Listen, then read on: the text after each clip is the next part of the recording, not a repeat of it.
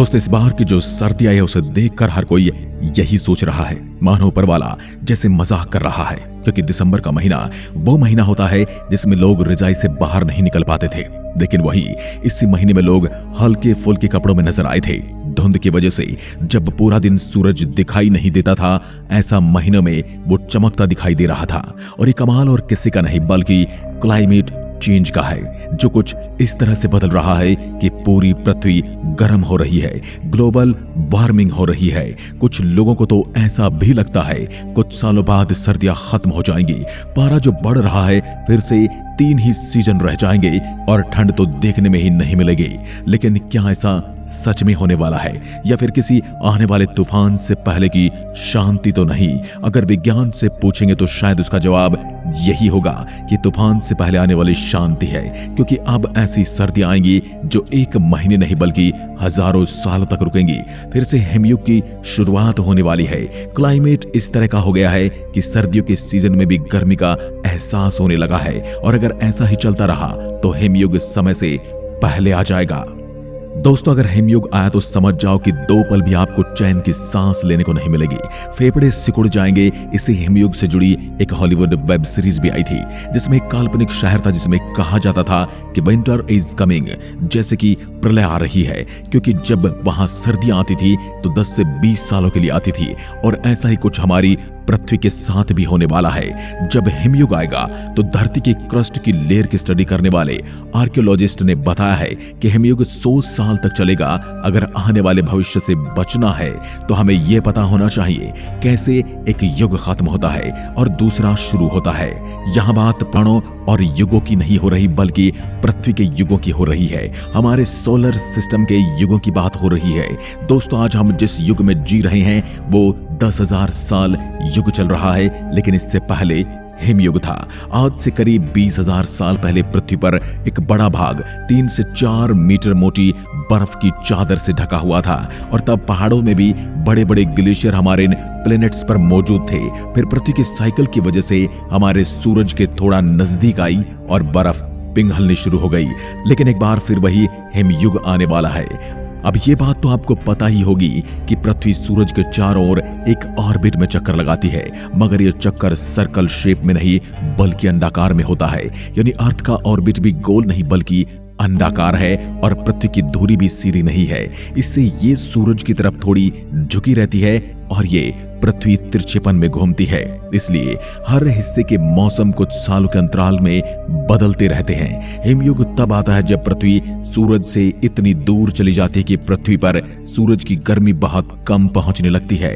इन cycles का अर्थ के climate पर क्या प्रभाव पड़ता है, ये 1910 में एक्सप्लेन कर दिया गया था। तब यह पता चला था कि कैसे सूरज और पृथ्वी की दूरी, एंगल्स और सूरज का पृथ्वी पर प्रभाव बदलता रहता है, और फिर कैसे पृथ्वी का क्लाइमेट अचानक से बदल जाता है। पृथ्वी की ऐसी 3 साइकिल्स हैं जिनकी वजह से सूरज की गर्मी पृथ्वी के क्लाइमेट को प्रभावित करती है। पहली साइकिल है पृथ्वी का ओवल शेप में सूरज का चक्कर लगाना और अर्थ के ऑर्बिट का हमेशा एक जैसे न रहना।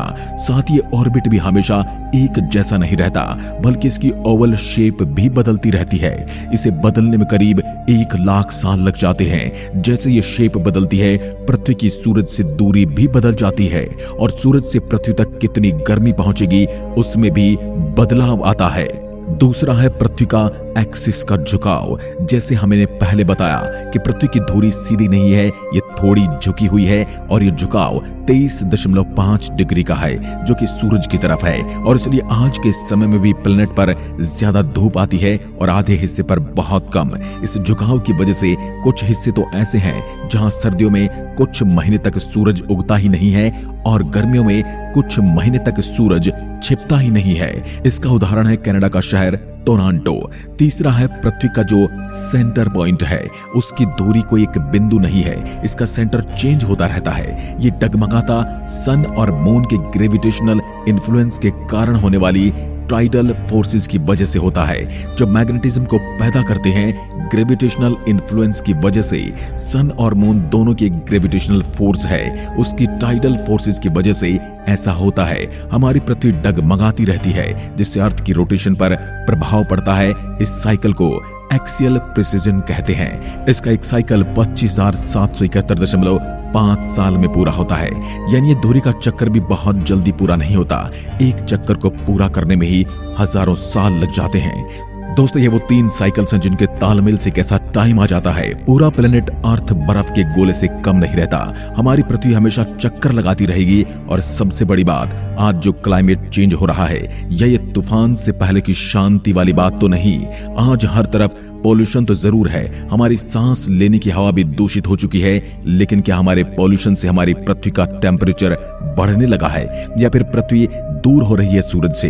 इसी चक्कर में अगर क्लाइमेट चेंज हो रहा है तो हम कितनी भी कोशिश क्यों ना कर लें, पॉल्यूशन कंट्रोल करके सब कुछ एकदम साफ हो जाए, तब भी धरती अपना रूट पूरा करेगी। और अगर ऐसा हुआ तो हम किसी दूसरे ग्रह पर जाना होगा। और शायद इसलिए कई सारी एजेंसियां मंगल ग्रह और चांद पर बस्ती बसाने की कोशिश कर रही हैं। इसलिए इतने सारे एफर्ट किए जा रहे हैं। अगर ऐसा होता है कि सोलर सिस्टम में कभी हिमयुग आता है, तो फिर मंगल पर कुछ ऐसा हुआ होगा, जबकि मंगल अभी ऐसी हालत में है जहां जीवन पनप ही नहीं सकता। इससे तो फिर एक बात साफ हो जाती है, हर युग का अंत होता है।